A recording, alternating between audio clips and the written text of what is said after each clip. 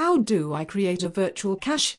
You cannot create a new virtual cache on geocaching.com. If you want to share an interesting location with other people, you can use waymarking to do this. But waymarking is lame. I looked and it was only McDonald's restaurants and Starbucks. You need to know a little history to understand why Groundspeak made this decision. In the early days, geocaching.com was far more open to new variations in the game. Everyone was still exploring what geocaching was about.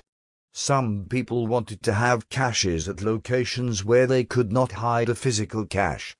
Perhaps there were too many muggles, or perhaps you couldn't get permission for leaving a physical container.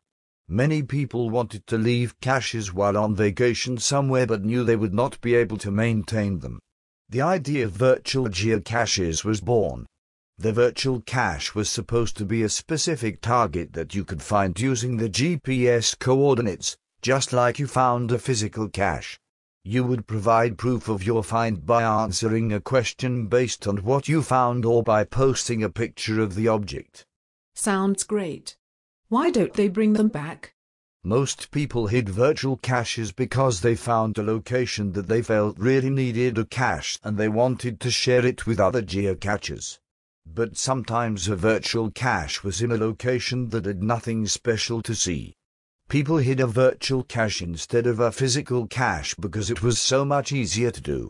They did not need to make a container, and they felt that they did not need to ask for permission to hide a virtual cache. Sometimes, if a cache went missing, instead of replacing it, the owner would change it to a virtual cache. In order to limit the number of unimpressive virtual caches and to encourage the hiding of more physical caches, the guidelines were changed to require virtual caches to be novel, of interest to other players, and have a special historic, community or geocaching quality that sets them apart from everyday subjects. This guideline was referred to as the WOW requirement. It required the volunteer cache reviewer to make a judgment about whether a location deserved a virtual cache or not. The existence of virtual caches also provided an easy way out for park managers who didn't want to allow physical caches. They could say that virtual caches could be placed in the park instead of physical caches and still be able to claim that they allow geocaching. Many virtual caches lost sight of the original intent of being an object to find using a GPS unit. Virtual caches were placed to show off a building, a park, a mountain top, or a view. Many did not even require proof of a visit to claim a find. Groundspeak changed the guidelines, but not before many geocachers began to think of virtual caches as a way to share interesting places. Despite the change to the guidelines, many people kept submitting these kinds of locations. People were using virtual caches not as a substitute for where you could not hide a physical cache, but instead as a substitute for the yet-to-be-invented waymark. Some virtual caches used a confirmation question that could be answered by research on the internet. A few virtual cache owners allowed finds if you could answer the question even without visiting the site. Groundspeak changed the guidelines again, to emphasize that the intent was to actually visit the cache site. But by this time some people had discovered the joy of armchair logging of virtuals. Oh, I see. There were problems with virtual caches. But people enjoy going to interesting places when they are geocaching. Couldn't there be some way to allow virtual caches back? Another idea in the early days of geocaching was a sort of virtual cache that could be done anywhere.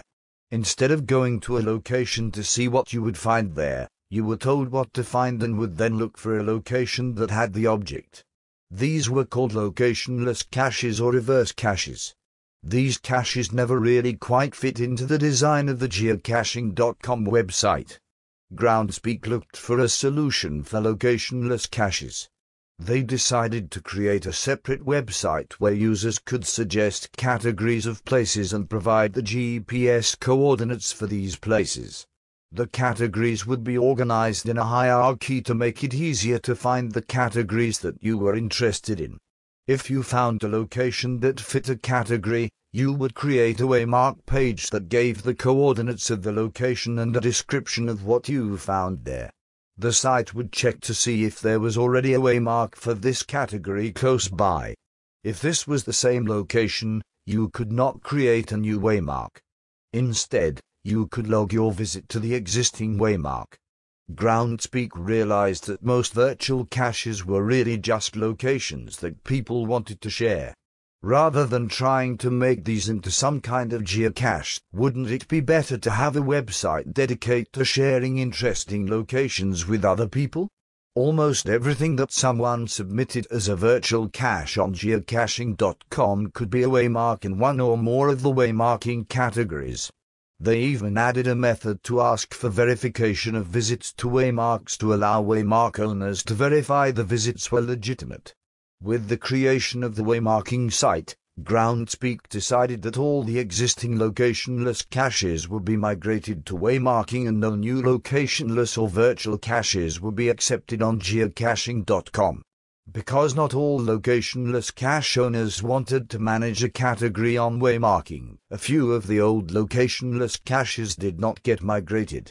Later, new categories were created on waymarking for many of these, along with other ideas that went way beyond the original locationless caches.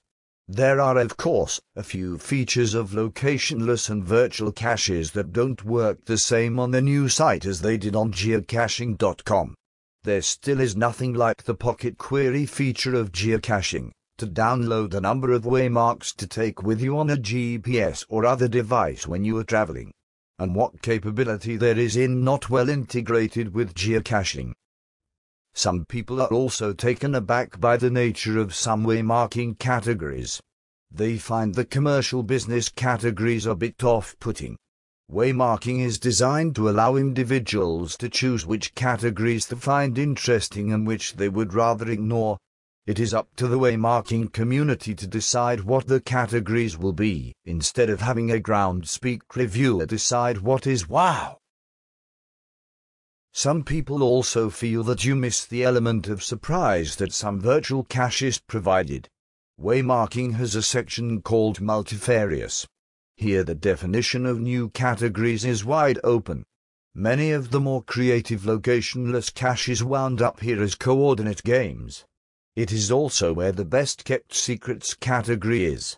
This category allows the waymark owner to provide a description that doesn't reveal everything about the location, so someone who visits can still be surprised.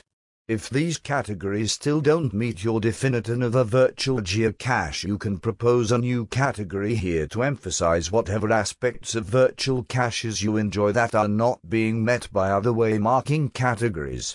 I'll give waymarking a try. But that site is very hard to use. I still think that virtual caches should be brought back to geocaching.com.